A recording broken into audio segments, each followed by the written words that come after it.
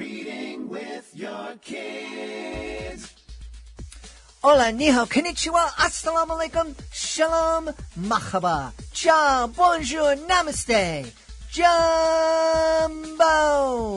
bienvenidos. Hey, my name is Jedley, and I am so happy to welcome you to Reading with Your Kids. We're coming to you from the beautiful neighborhood of Reedville in the southwest corner of Boston, Massachusetts. We are so very honored and so delighted that you're joining us in our mission to help all families grow closer through reading. We do that by sharing fun, thoughtful, and thought-provoking conversations with fascinating people who just happen to be writing books for kids of all ages. Please be sure to tell all of your family and friends about the show and let them know that they can hear us on the WREB AM/FM 24/7 radio network.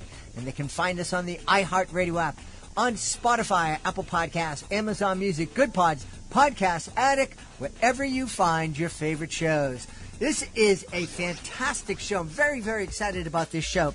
Dan Gutman is our first guest. He's returning to the show to celebrate the 20th anniversary of his My Weird School series.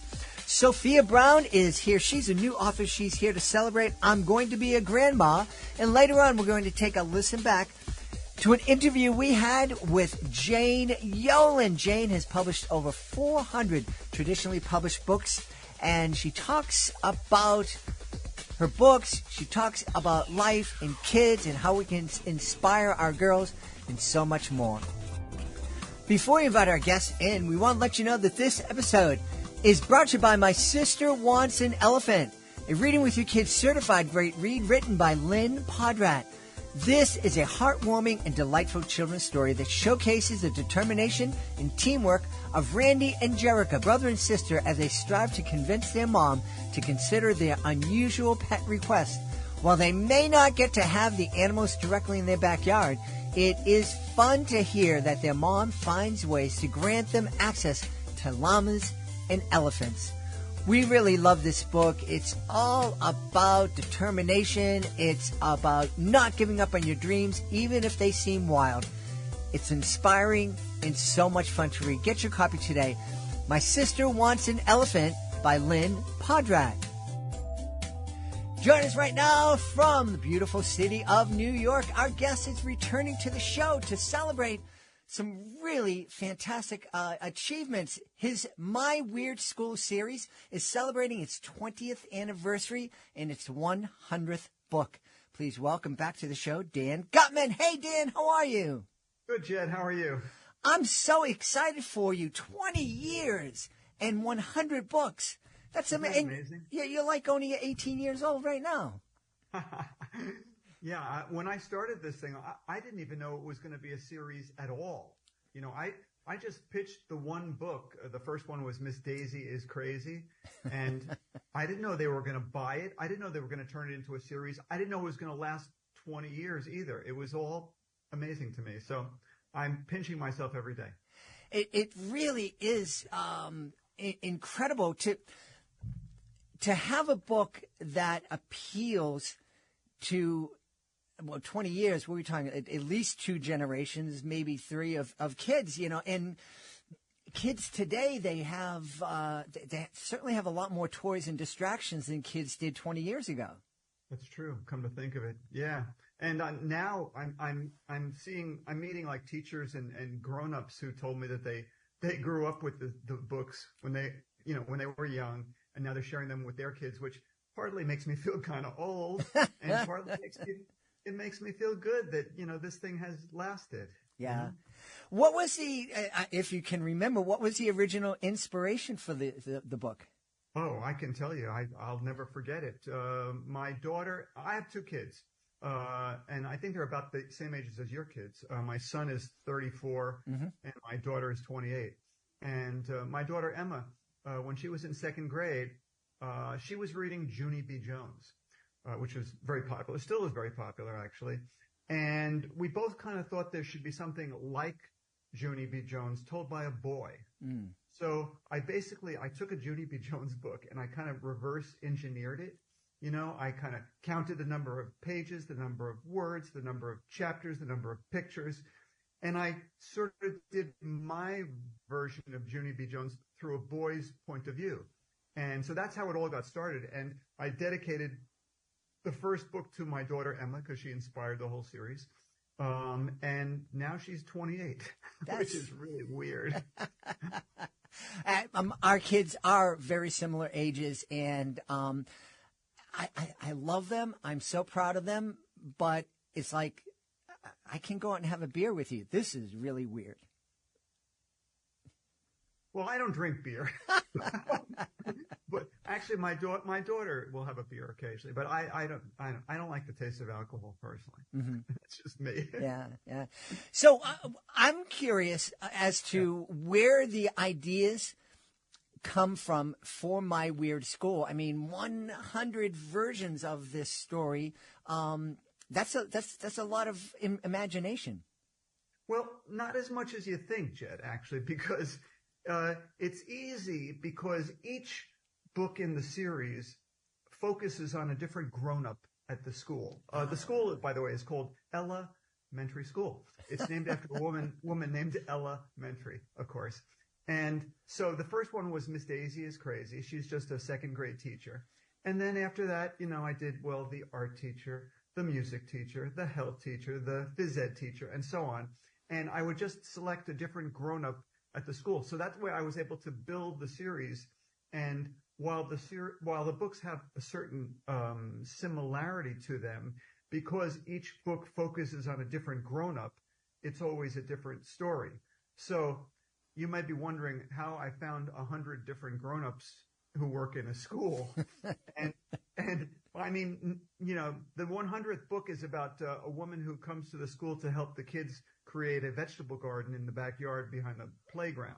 And I in the beginning, it was just the teachers. Now it's like, the guy who mows the lawn, the therapy dog, people like that. So I've kind of at some point started scraping the bottom of the barrel for grown-ups who work at a school. But it's amazing because people are constantly giving me ideas. And so far I have not run out of people to write about.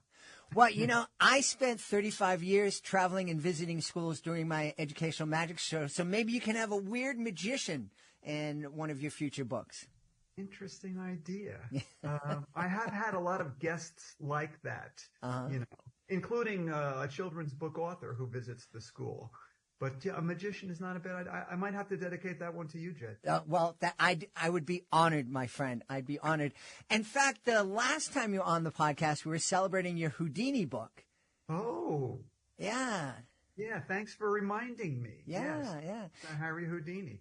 And that was such a cool book. And one of the things that we spoke about during that interview was you told me that a lot of times when you're looking for an idea, you start with by asking yourself, "What if?"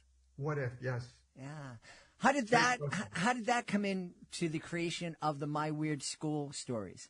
Well, just about all my books, when I think about them, they're all. What I like to do is I like to take an ordinary kid and put the kid into an extraordinary situation, and it usually involves a "what if" question, like what if a kid were to run for president of the United States? Well, that inspired my book, The Kid Who Ran for President. Mm-hmm. What if a kid were to invent a machine that did your homework automatically? Well, that inspired my book, The Homework Machine. And with My Weird School, it's basically, what if there was a school where the kids were all pretty normal, but all the grown-ups were crazy? Because I figure that kids like to read about grown-ups doing dumb things, and they do. So that's what really inspired My Weird School. And yes, it's another what-if question. Yeah. So let's talk about this lady who helps kids plant the vegetables in the back of the school. What's her name, and what is so weird about her? Yeah, her name is Miss Nickel, and it's called Miss Nickel is in a Pickle. And she's kind of a hayseed, simple farmer girl. I think she recently graduated from college, and she's working on a graduate degree in botany or something like that, horticulture, I don't know. And the principal has decided that there's too much, kids spend too much time staring at screens, and they should be out in the fresh air, and they eat too much junk food, so they should be growing their own stuff. So he brings in Miss Nickel, and she helps them create a vegetable garden. And of course, I always think when I'm writing these books, I always think like, what could possibly go wrong? The story starts on kind of an even keel, and it gradually spins out of control until at the end, it's like total chaos and everyone's running around like crazy. So, what happens is that, something in the vegetable garden is eating the vegetables. They got to figure out what it is. They're putting up fences, and they're doing all kinds of things to try and thwart what's ruining the vegetables. And so that's kind of basically the way the story goes. And that's Miss Nichols. It's I can't believe 100 books I've done in 20 years in this series, and kids seem to like them. Yeah. So that works out, if my math is right, about 5 a year. About 5 a year. Yeah. Yeah, that's, hey, I write pretty fast. Some authors, I guess, will spend, years on a book. These books are short. They're for second, third, fourth graders. They're only about 100 pages. They're about 8,000 words, which is not a lot of words. And I spend about a month or so writing each of these books. And because I've been doing it for so long, I don't have to dawdle over them. I know what's happening. I know the characters. I don't have to reinvent the wheel every time. Yeah. So that's the way I write them, basically. And the way I write is I write mainly for reluctant readers, Jed, because that's what I was. I didn't like to read when I was a kid at all. And I thought reading was boring and hard to do. In fact, my mother used to buy me comic books, hoping, it would get me interested in reading. And it really didn't. But so because I was a reluctant reader myself, I relate well to those kids. So I basically try and write for them the way I would like to read, which is each sentence leads to the sentence after it. Each paragraph leads smoothly into the paragraph after. Each chapter makes you want to read the next paragraph. And so I'm trying to reach reluctant readers like that. And I get these wonderful emails from parents and teachers and librarians telling me, my son, my daughter, my student hated to read. They wouldn't pick up a book. And then they discovered my weird school, and now that's all they want to do. And I caught them under the covers with a flashlight last night, reading them. And it just makes me feel so good to write some silly words on a page, that can have such a positive impact on a kid's life. And so that's really gratifying. Yeah. I love how you described your writing style. One thing leads to another. And as I look back on myself, and I think I went through stages where, some periods I was a voracious reader, and other periods I was a reluctant reader. But it was always the books that I loved and devoured were those books that, the page turners that kept me. There was a cliffhanger, something that pushed me. I got to read the next the sentence. I have to read the next paragraph, the next chapter. Yeah, I always feel like if the reader has to read a sentence over again or a page over again because they didn't quite grasp it the first time, it's not the reader's fault. It means the writer didn't really communicate the right way in order to get the kid to understand. So I try and write simply. I don't use a lot of big words. I write like I'm having a conversation with the reader. And I think especially reluctant readers, and especially boys, I should say, really appreciate that style of writing. Yeah, absolutely. What is it do you think, and obviously there have been reluctant readers forever. But I think, I don't know, do you get the sense that it's harder and harder to get kids into reading now because they have so many devices and distractions? Maybe. I only know what I read in the papers, I guess. And they say that, kids are getting cell phones younger and younger these days, and social media and TV and things like that make it harder for kids to get into books. Also, when kids get older, like 4th and 5th grade, they get a lot of homework. They don't read for fun anymore. In middle school, they don't read for fun. So, I'm doing what I can.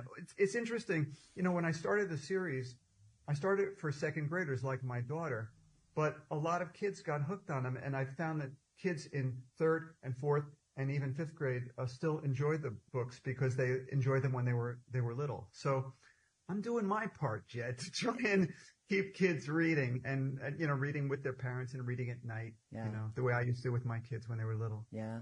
I know I've mentioned this on the podcast in the past, but I had a wonderful experience. I was out in Chicago at the Chicago Toy and Game Fair many years ago, and had a number of books that we had celebrated on the podcast come by, and a family came by, 3 or 4 kids in the second, third grade age, and then there was a girl who was maybe in the 8th grade. There was a gap between the kids, and the young kids and the mom were really excited about the different books, and I turned to the girl, and I'm like, hey, what kind of books do you like to read? She goes, I hate reading. I'm like, oh, well, what about this? What did you? And I picked up a book.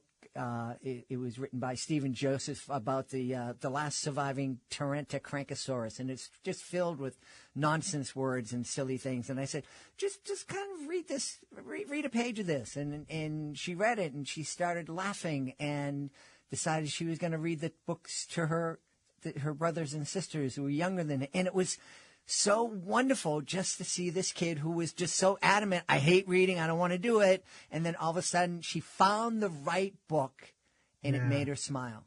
Doesn't that feel good? Yeah. I remember when my kids were little, my son, remember Dr. Seuss's book, Yertle the Turtle? Absolutely. Yeah. My son, and by the way, it had a rhyming title like all of my weird school books do. Anyway, my son just was obsessed with that book, and he insisted that I read it to him every night before bed. And I got so sick of Yertle the Turtle that at some point I had to pretend that I lost the book so I wouldn't have to read it to him anymore and could try something else with him. But kids, they get obsessed with stuff, Mm-hmm. Absolutely. My kids knew that I had a speech impediment that comes out when I'm tired, and I would come off from being on the road and driving back from New York City to Boston, and they would pick up to have me read Fox and Socks, and those were the 2 sounds that I had a real hard time with. And I think they just had this little evil mind, like, oh, yeah, we're going to hear you stumble over these letters. Yeah, I think I remember that book, actually. Yeah, it was fun. Yeah. How does it feel to kind of be in that kind of company with folks like Jane Yolen and Dr. Seuss, who've written all these amazing books for kids over the years? I don't really consider myself on that level personally, Jed. I've done pretty well. I didn't get into this. Hang on, there's an ambulance going by. Sorry. Can you hear that? I can't. No, that's okay. Oh, okay. I didn't start out as a children's book author at all. Actually, I started out writing for grown-ups for like 10 years. And, I tried writing screenplays. I tried writing books for grown-ups. I tried writing for magazines. And I just wasn't successful at it. And I wasn't good at it. I kind of felt like writing was something that came naturally to me. And I could be a writer, but I didn't know what kind of writing I should do. And for me, it wasn't until my son was born, and I started reading a lot of children's books with him for the first time since I was a kid. And I thought, hey, nothing else is working out. Maybe I should try writing for kids. And, as soon as I started writing for kids, I felt, this is what I'm good at. This is what I should have been doing all along. So I switched to writing for kids, and at first writing nonfiction. I never thought that I was a storyteller. I had never written fiction before in my life, but I decided to try fiction, and I really enjoy writing fiction. And now I've been doing it for 35 years or something like that. So I wouldn't put myself on the level of those people, but hey, not many people can make a living doing this. It's not easy. Mm-hmm. Absolutely. Anything in the arts, my son's a musician now, musicians, actors, singers, writers. That's a tough way to make a living. Mm-hmm. So, if you can do it, kudos to you. I can certainly attest that it's hard. It is hard making a living in the arts, and but for those of us who are able to figure it out, it is so gratifying. Beats getting a real job, right? Yes, absolutely. Absolutely. Now, one of the things for me, when I'm up on stage and I do something, I have an inspiration, I say a joke or do a magic trick, I get immediate response. I mean, the kids are, boom, it's right there.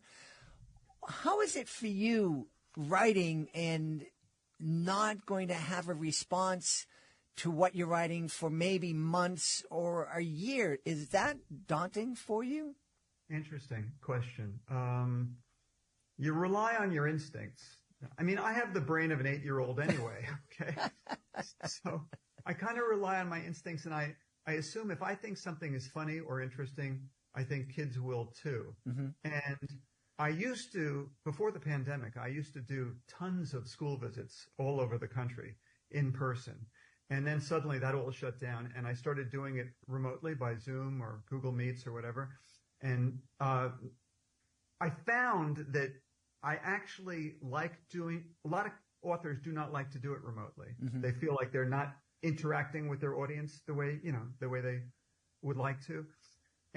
But I love doing it remotely, and it gives me the opportunity to visit schools all over the country, not just in my immediate area, all over the world. And I can visit more schools. So I feel like I have as much interaction with my audience now as I did back then. Oh, great. And you just get used to the idea that when you're writing something, well, you might not get any feedback to this thing for a year or more, because that's how long the whole publishing process takes place. But hey, that's why you crank out lots of books. You just keep going. Yeah. And it is true that it's neat when you're doing remote visits. You can visit a school. I had a day where I visited a school in Washington State and mm-hmm. Puerto Rico on the same day. Yeah. And that would have been a tough plane ride.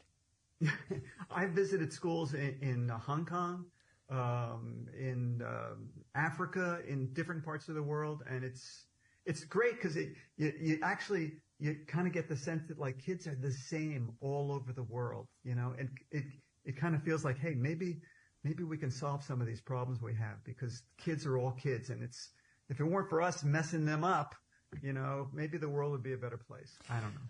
Wow. Well, I'm really hopeful that you're right, and that our kids who are laughing and enjoying My Weird School today can somehow continue that have that love in their hearts so that they can learn how to get along. They say that every 7 years there's a new generation of kids that comes along, and they rediscover things from the past, and I hope it'll keep going. I love doing it, and I guess I'll keep doing it until kids don't want to read them anymore and publishers don't want to publish them anymore. Well, that's a good thing. Dan, tell us where we can go to find out more about My Weird School and all of the books that you've written over the past 35 years. Oh, well, thanks for asking, Jed. Of course, my website, it's just www.dangutman.com.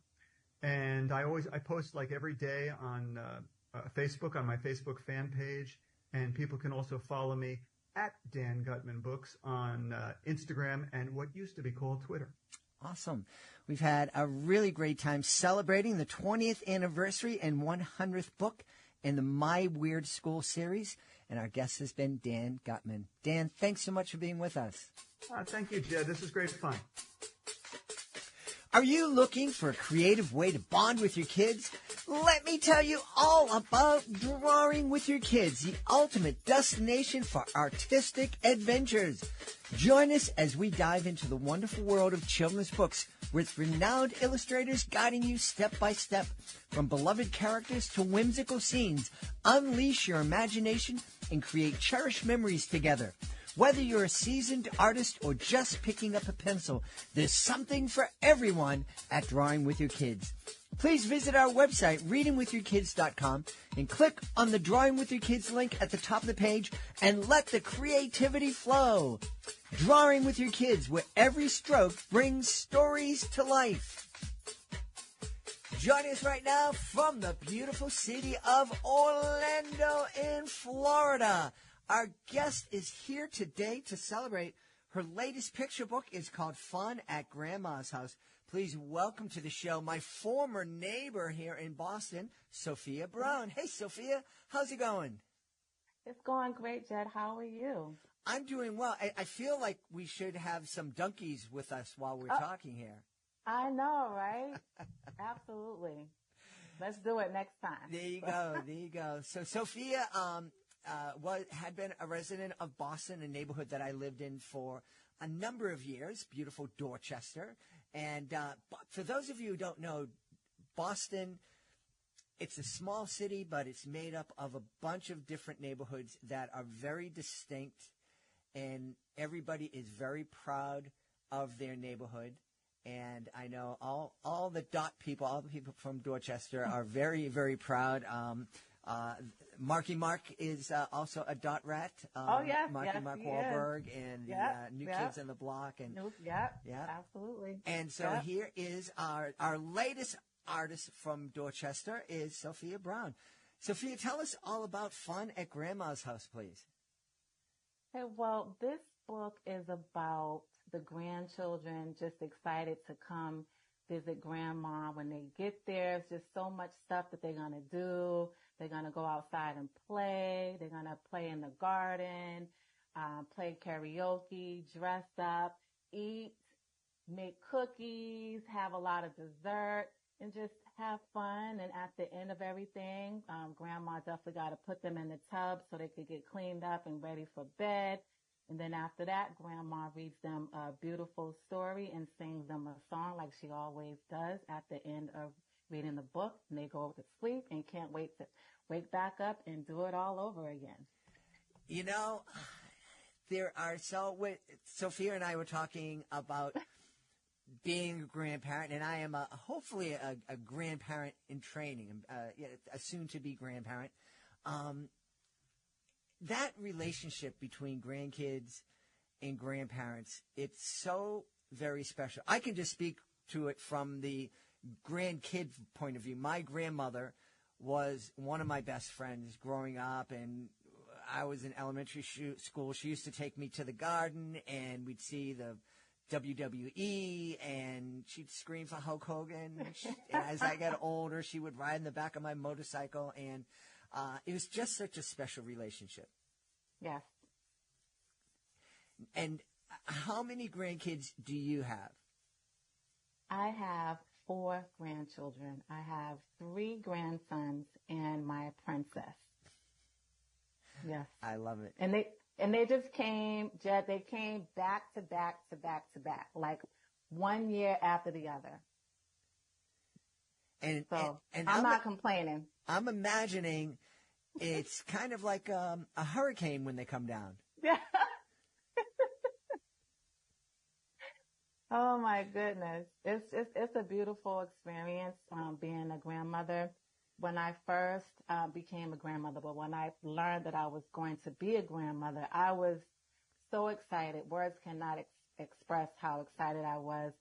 You know, when my daughter told us, I went shopping. I helped her decorate the baby's room, and it was just so exciting. And when the baby arrived, it was just, my heart just melted.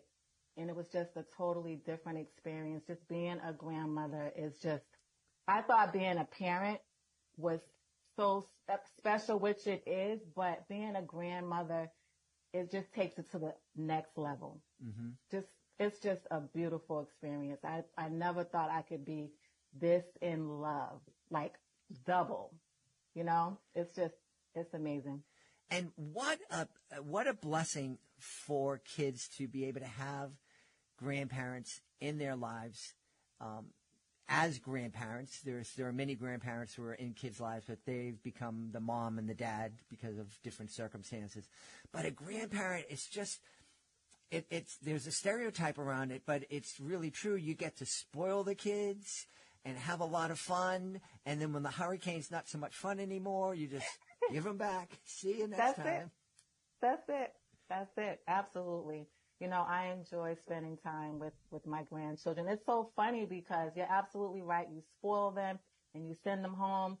But then it's like, you want to have peace and quiet for the moment. But my husband and I, when the grandchildren, when they leave, we look at each other and we're like, what is that sound? And we're like, that's peace and quiet. But then we miss them. Like immediately, we're like, well, we want them back. So it's crazy. Yeah. Well, I love it. I typically ask authors, what kind of conversations can families have when they're reading the book? And I'm going to ask you that, but I want to know, what kind of conversations do you have with your grandkids when they see the book that their grandmother wrote, probably inspired by the time that they spend with her?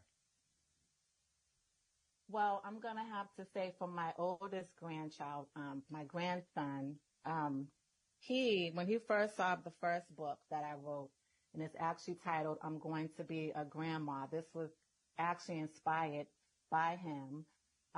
When he was born, I would read to him, my daughter, she lives very close to us. I would read to him, Jed, every single night. I never missed a night.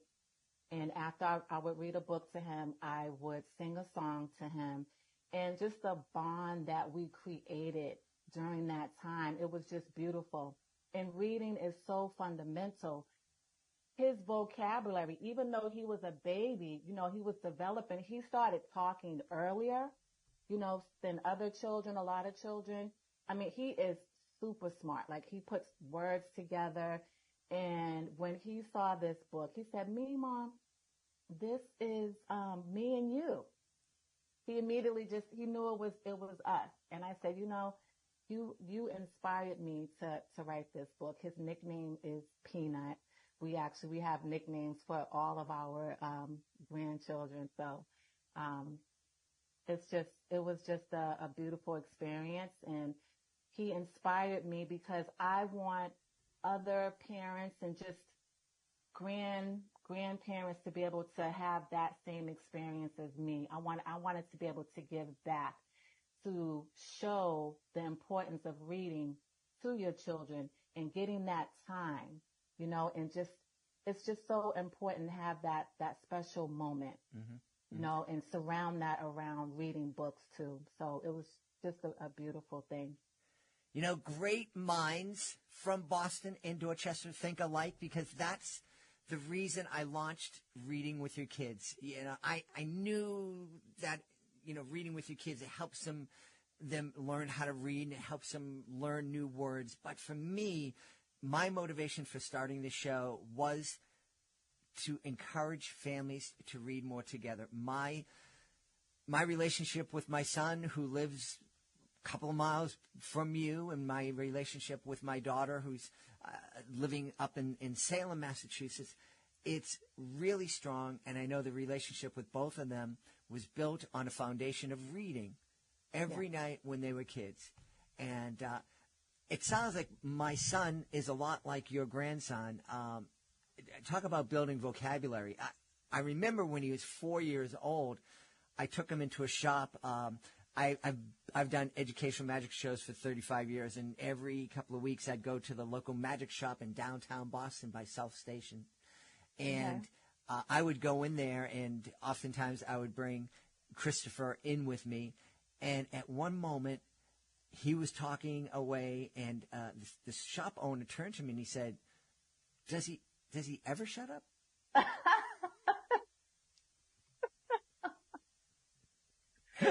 I said, as a matter of fact, no, absolutely not. Right. Yeah.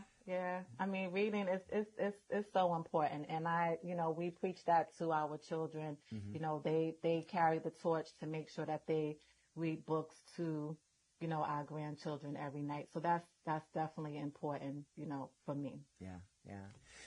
I'm curious, have you had the opportunity to do an author visit at a school or a daycare, and how has that gone for you? Actually, I have not, but I've actually had some invitations to do that, and that's something I'm actually going to be considering. Awesome. That's fantastic. Yeah. It's really a lot of fun. But as we were speaking, I had a thought, and We talk a lot here on the show because we have a lot of authors and aspiring authors who listen. And so occasionally we'll share marketing tips and whatnot. I'm thinking that Fun at Grandma's House, in addition to doing the author visits at a daycare or preschool or an elementary school, this would be perfect for you to do an author visit at a council of age, one of those elderly places where folks our age go to do art and drawing and do all those activities, because I know that they would love this and they just really enjoy finding out about the books, and I bet you'd be able to sell a bunch of books too. That's a great idea, Jed. I appreciate that. I'll definitely look into that. Thank you. Hey, Boston, we gotta look out for we each other. We gotta stick together. That's right. You're right. Now, you were sharing with me, you also have a number of other books, and there 4 are available right now. Why don't we talk a little bit about those books? Yes. So the other book that I have is called My Little Peanut. It's a song from Grandma. So this book is based off of the song that I actually sing to my grandson. Every night when I read a book to him, I would top it off with the song, and the song is titled My Little Peanut. So I would sing that to him. So that's what the book is actually about, the song, and just how it all, just having those precious moments, with your grandchildren. They're just so precious. So I wanted to put that in a form of a song. Yeah. Yes. Are you able to sing the song for us? You know what? I just had a feeling you was going to ask me that. I guess I can muster it up. All right. Okay. So it goes like this. My little peanut, you make me so happy. You never know just how much I love you. My little peanut. Grandma loves you. Bravo. That's great. I used to sing a song to my son too. Wasn't as beautiful as that. It was kind of silly. I'd sing, Christopher Michael, you're such a nice guy. I love you like I like chicken pot pie. I love your eyeballs, and I love your nose. I even love your stinky toes. I love it. He did too until he was about 7 years old. Then he's like, I don't sing that song. Stop. It's just, I'm hoping that parents, if you're listening to this, share this episode with your parents, so because if they're not reading every night with your kids when they're visiting, hopefully this will spark that and inspire them to read, because it is so special and it's such a gift. How cool is it for a kid to have not only 2 parents that love them unconditionally, but 1 or 2 or 4 grandparents who love them. And then if you can get the aunts and uncles, that kid is going to grow up feeling loved, having confidence, and there's nothing that's going to be able to shake them. Absolutely. Powerful. Yeah. Takes a village. Yeah. So I know your grandkids and your relationship inspired the stories, but what was it that told you, what little voice in your head said, Sophia, you can be an author?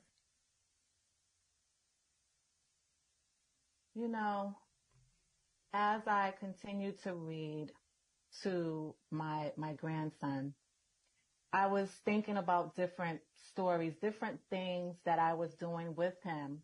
And I said, you know what? I can't find that in a book. No one's writing about that. So you know how the old saying goes, if you can't find it, then that means you're supposed to be doing it. Mm-hmm. So I said, let me do that. Let me help inspire other parents and grandparents as well, and give them some more tools like someone gave me with those books that I was able to read to my grandson, to help them, continue to bond with their children around story time. So that's something that's, very dear to my heart.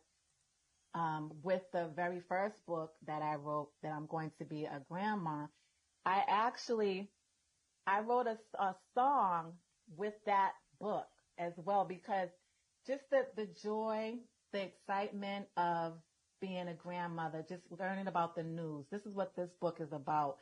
Finding out that you're going to be a grandmother. Just so excited and just preparing for the arrival for the baby. And then when the baby arrives, just this beautiful bundle of joy just melts your heart. And it's just a beautiful, joyous time, So I wrote a song about it. So. Let's turn this into. Oh my gosh! We're gonna light up Spotify. We're gonna have so many streams. Oh my gosh! Okay, really. I'm gonna do a quick skit. So it goes. Congratulations, you're gonna be a grandma. It's gonna be so great to see a new addition to your lovely family tree. There's so much to do, me and you, planning the arrival for our little boo. Break out your recipe book of love, a special delivery from above. Baking cookies, play and make pretend, reading bedtime stories, though the fun will never end. All right. Yes. I love it. I a little Whitney inspiration there. It wasn't there? Yes. You got that, right? We're just having a Boston party here. I knew we should have had donkeys. Right, I know. Next time. And the Celtics is going to win tonight, so, there you go. There you go. Hey, where can we go to find out more about fun at Grandma's house and all of the great books that you've written? Yes, well, you can go to my website, and that's www.grandmastorytime.com. I can be reached at grandmastorytime 2021@gmail.com. You can also reach me on Instagram at gmastorytime, Twitter at gmastorytime as well. Awesome. We've had a really fun time speaking to the author of Fun at Grandma's House. Our guest has been the author and former Dorchester resident, Sophia Brown. Hey, Sophia, it's so great to meet you. Thanks for being on the podcast. Thank you so much, Jeff, for having me. You have a great day.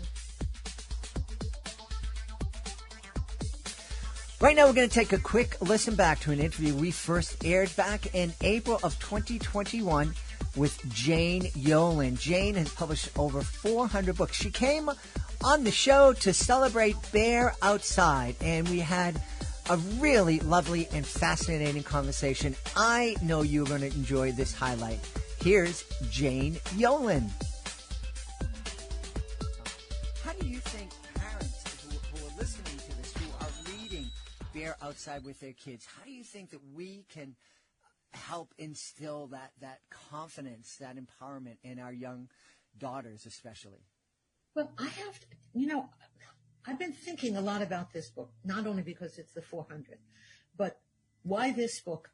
Why now? Mm-hmm. If people see me, I can stand on a stage with 1,000 people in front of me and give a speech, and I'm not afraid.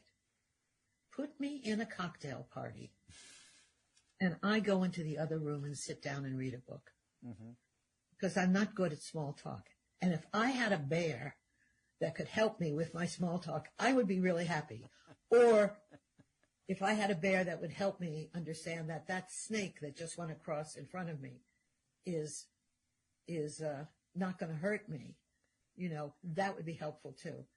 And what I realized was we all have different methods of trying to empower ourselves, much less our children. And there is no one suit of armor that fits all. And helping your child may come with a story like mine, may come with you. I remember my daughter is as afraid of snakes as I am. It just comes in the family. And she was we were walking along with my husband, her father, and her little girl who was 3 years old. We were out in a gorge in Western Mass, and the little girl, her name is Madison, was a little nervous and a little excited because she loved going on these adventures. But Heidi was thinking to herself, if a snake comes by, I'll probably end up throwing my daughter in front of me. And her daughter was a little bothered with bugs as well. And suddenly a snake came in front of Heidi, and she picked up her daughter, put it on her back, and walked the other way. And then she said to her daughter, you can only be afraid of one thing at a time. You can't have two things. You're afraid of snakes. I'm afraid of snakes. Fine. You can't be afraid of bugs anymore. And the kid said, okay. And that was it. She wasn't afraid of bugs anymore. I'm not sure I could have ever said that to Heidi about snakes. I'm not sure I would not have just thrown her into the, we have to pick our fights. We have to pick our fears. And I think if we fear everything, then we can't get on in the world. So my fear is snakes and cocktail parties. What are your fears? Wow. I can absolutely relate to that fear of the cocktail party, because I, too, can walk out in front of 1,000 people, and it's the easiest thing in the world to do after performing for 30 years, and it's the place I feel most comfortable. I don't quite walk into the other room with a book, but I'm not great, again, with the small talk one-on-one with strangers. That small talk bores me more than anything else. I just don't find it interesting. I think, being afraid, fearing that something can happen to somebody I love, I guess, is, something that keeps me up at night. And how can I, what can I do to make sure that my daughter is safe, who lives down in Baltimore? What can I do to make sure that my son and his wife are safe, and who lives in central Massachusetts? What can I do to make sure that my beautiful wife is safe as she goes in to teach in person in the days of the coronavirus? Those are the things that scare me, I think. Yeah, and we have to learn to maneuver around them. We have to learn. I'll tell you a little story. When my husband was very ill with cancer, and he wanted to go, we have a house in Scotland, and he wanted to go to Scotland.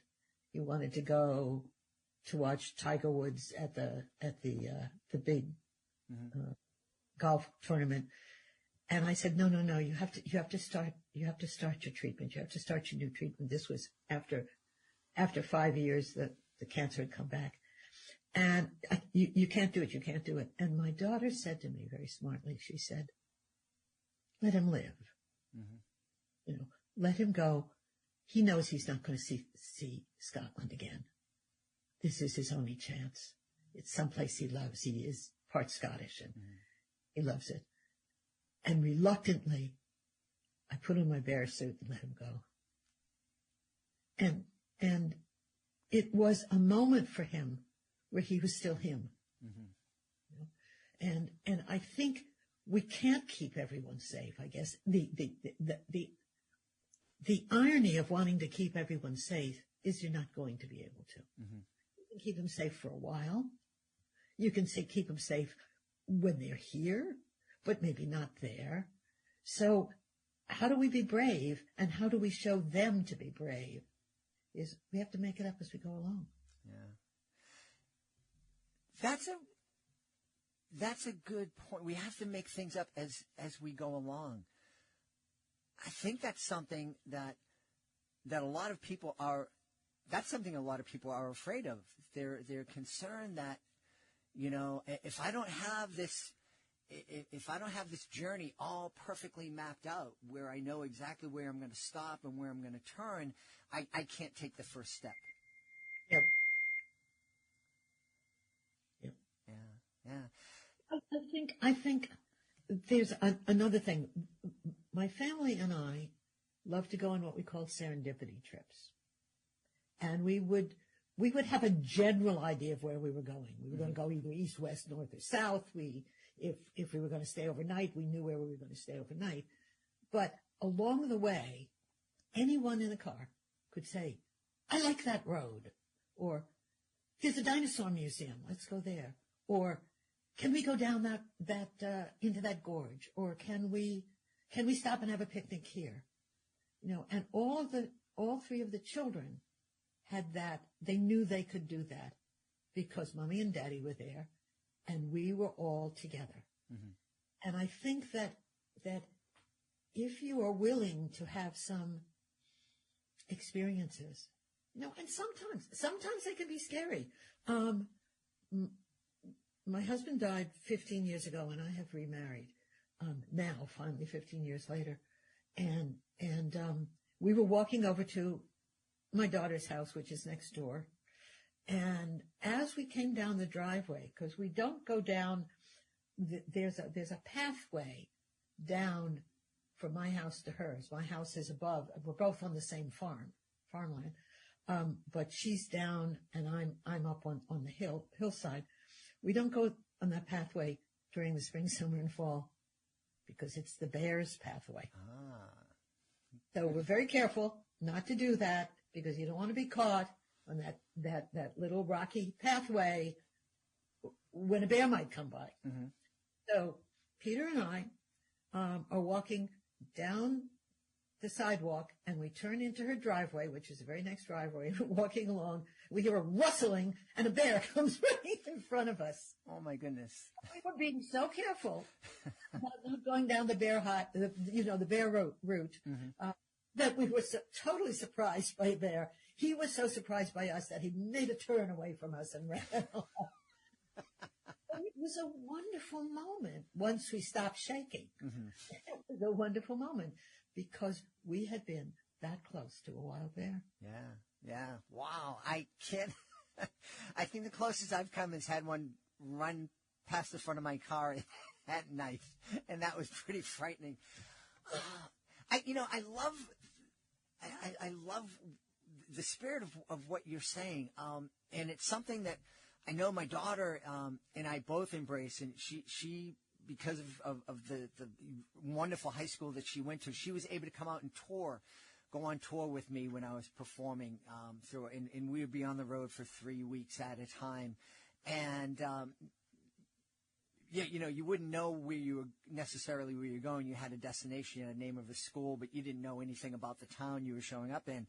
And we had lots of wild adventures. And anytime we found ourselves kind of in the middle of it and not knowing when we were going to get out of it and how we were going to get out of it and how the story was going to end, we would just turn to each other and say, this is going to make for a good story later on. You know what? You know what disaster is? No, you know what adventure is? It's disaster averted. Disaster averted. So most of us have mini disasters all the time. Mm-hmm. The stove won't work. The toilet doesn't work. You nearly step on a bear or a snake. A bird goes past you and drops its whatever on you. But these make great stories later. Yeah. And it wasn't a total disaster. It was a disaster averted. Mm-hmm. The bear didn't eat you. The bird didn't cover you with whatever. And you can talk about this and tell it at the latest dinner party you're having with your friends. Mm-hmm. It'll give you some ammunition at that cocktail party that you're so afraid of. Well, at cocktail parties, people come up to me and say, "So, are you still writing?" I don't have an answer for that. I want to say to them, "Are you still breathing?" We hope you've enjoyed this episode of Reading with Your Kids and will join us for the next exciting episode of the show. If you're listening to us on the WREB AM/FM 24/7 radio network, if you missed any of this interview or any of our interviews, or just want to listen again, you can find us on wherever you find your favorite podcasts. Some of our favorite platforms are the iHeartRadio app, Spotify, Apple Podcasts, Amazon Music, Audible, Podcast Addict, Good Pods. You can also visit our website, readingwithyourkids.com. There is a player right there on the landing page and a link that you can click on to find all the different episodes of the show. All of our almost 2,000 episodes of the show. We'd also love you to visit readingwithyourkids.com to click on the contact button to send us a message. Let us know what you love about the show. Let us know what we could be doing better. And let us know who you would like to hear on a future episode of Reading with Your Kids. I'd like to take a moment to thank the folks who made today's show so wonderful. Of course, we're going to start by thanking all of our guests, Dan Gutman, Sophia Brown, and Jane Yolen. I want to thank my amazing team, Fatima Khan, Chris Doherty, Rory Grady, Judy Hu. I want to thank my beautiful wife for all of her support, but most of all, we all want to thank you. Thank you so much for taking the time to listen to the show, and thank you so very much for taking the time to make the world a better place, and you do that every time you read with your kids. I'll be looking for you in the next episode of Reading with Your Kids.